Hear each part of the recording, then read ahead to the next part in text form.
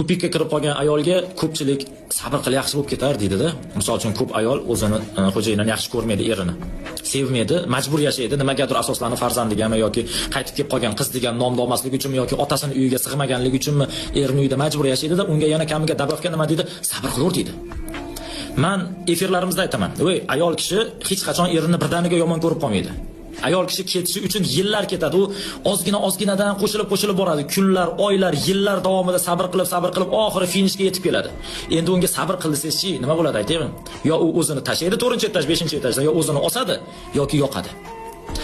Ayol kishi ajrashyaptimi, hayotini tugatyaptimi, demak u finishga kelib bo'ldi. Endi unga sabr qil deyish yaramaydi. Sabr qilib kimga aytadi? O'rtadagi odamga aytadi.